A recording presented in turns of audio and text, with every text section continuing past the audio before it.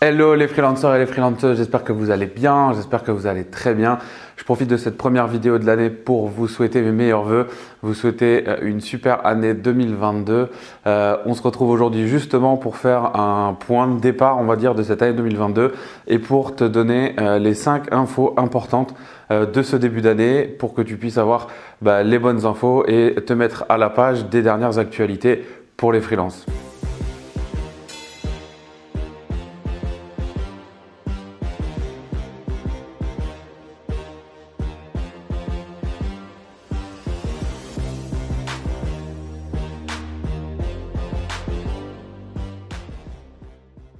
Avant de démarrer la vidéo, je t'invite à regarder dans la description. Il y a un lien pour télécharger mon dernier e-book, un livre gratuit pour t'expliquer comment devenir freelance avec toutes les infos dont tu as besoin. Tu vas les retrouver dedans. Il y a un lien juste en dessous de cette vidéo. Je t'invite à le télécharger maintenant. Qui dit début d'année dit mise à jour d'informations, nouvelles réglementations et c'est exactement ce dont on va parler dans cette vidéo puisque je vais te donner 5 informations qui viennent de changer en ce début d'année. Première information et premier changement et pas des moindres, tu en as peut-être entendu parler, l'impôt sur les sociétés ou l'IS évolue puisque le but c'est de créer une harmonie au niveau européen et la France avait un taux d'imposition pour les entreprises qui était très élevé et donc ce barème est en train d'évoluer à la baisse. Historiquement en 2017 on était à 33% d'impôt sur les sociétés, impôt sur le bénéfice. Cet impôt est en train de descendre, le but étant de le ramener vers 25% et c'est ce qui va se passer cette année puisqu'à compter du 1er janvier, l'impôt sur les sociétés est à 25% avec toujours une tranche à 15% pour les 38 120 premiers euros de bénéfices. Donc toujours cette tranche à 15, mais du coup une deuxième tranche qui est maintenant à 25% et non plus à 33%. Deuxième info, l'État français et le gouvernement veut moderniser et digitaliser l'information. C'est quelque chose qui est très compliqué quand on est gérant d'entreprise et notamment quand on est freelance, avoir accès aux bonnes informations et au bon endroit et au bon moment. Et pour ça, l'État il est en train de créer une plateforme, enfin plusieurs plateformes et notamment une qui est en ligne depuis ce début d'année pour que tu puisses aller sur un seul site et retrouver toutes les informations dont tu as besoin pour créer ta structure, faire des mises à jour, même fermer ta structure si demain tu arrêtes le freelancing. En tout cas, un seul site pour toutes ces informations et toutes ces démarches et ce site il s'appelle formalité.entreprise.gouv.fr, formalité entreprise au pluriel.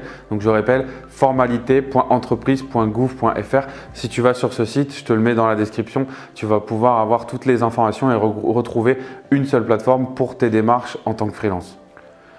Troisième info, chose qui évolue fréquemment depuis ces dernières années, ce sont les seuils de chiffre d'affaires pour les auto-entrepreneurs. Donc je sais qu'il y a beaucoup de freelances qui commencent ou qui sont dans ce statut d'auto-entrepreneur. Donc sache que cette année, les barèmes de chiffre d'affaires n'ont pas changé, c'est toujours les mêmes que l'année dernière. Je ne sais pas si c'est à cause du Covid, mais en tout cas, les barèmes sont toujours les mêmes. Donc je te les redonne, je te les note juste ici. Donc pour tout ce qui est activité commerciale, le barème est toujours à 176 200 euros de chiffre d'affaires et pour ce qui est prestation de service, le barème est toujours à 72 600 euros. Donc je répète, 176 200 pour ce qui est des activités commerciales et 72 600 pour ce qui est des activités de service. Autre info importante pour les freelances, notre cher président Emmanuel Macron et le gouvernement a mis en place ce qu'il a appelé un plan indépendant qui est un plan destiné à mettre en place des réformes et à améliorer les conditions et les possibilités pour tout ce qui va être travailleur indépendant. Donc il n'y a pas eu de grands changements sur la rentrée, mais par contre il y a des choses qui devraient passer courant d'année. Donc je t'invite à rester en veille sur le sujet. Donc on parle du plan indépendant. Les choses qui devraient notamment changer cette année, c'est la possibilité pour les micro-entrepreneurs, donc pour les auto-entrepreneurs, d'avoir une option d'impôt sur les sociétés. Aujourd'hui, quand tu es en micro-entreprise, tu es forcément à l'impôt sur le revenu, à l'impôt à l'IR, à l'impôt personnel. Tu vas potentiellement avoir une option pour avoir un impôt à l'IS, un impôt sur les sociétés dans un statut micro-entreprise. Donc c'est des choses qui doivent peut-être avoir lieu cette année. Je t'invite à être vigilant là-dessus.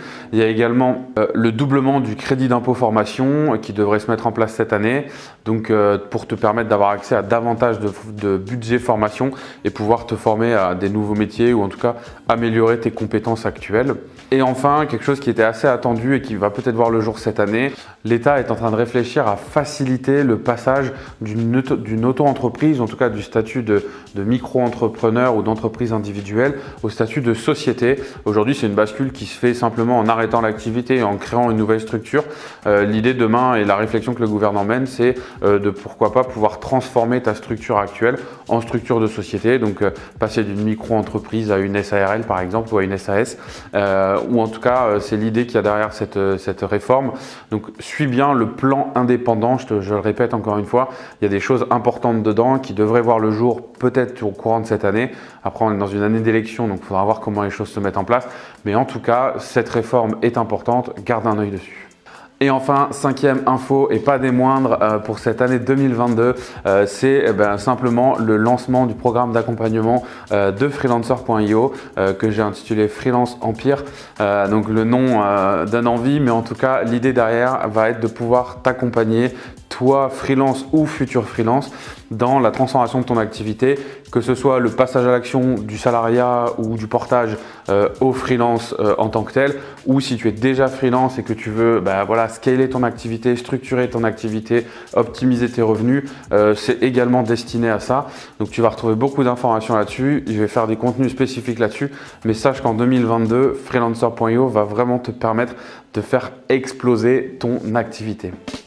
Voilà, j'espère que ces infos vont te servir. N'hésite pas à mettre un like et à t'abonner à la chaîne si ce contenu te plaît et t'intéresse. N'oublie pas, tu as toujours le e-book, le livre gratuit à télécharger juste en dessous pour pouvoir justement avoir toutes les infos pour te lancer et avoir vraiment les clés pour réussir ton démarrage en tant que freelance. Si ce contenu t'a plu, comme je l'ai dit, mets un like, ça fait toujours plaisir et n'hésite pas à partager.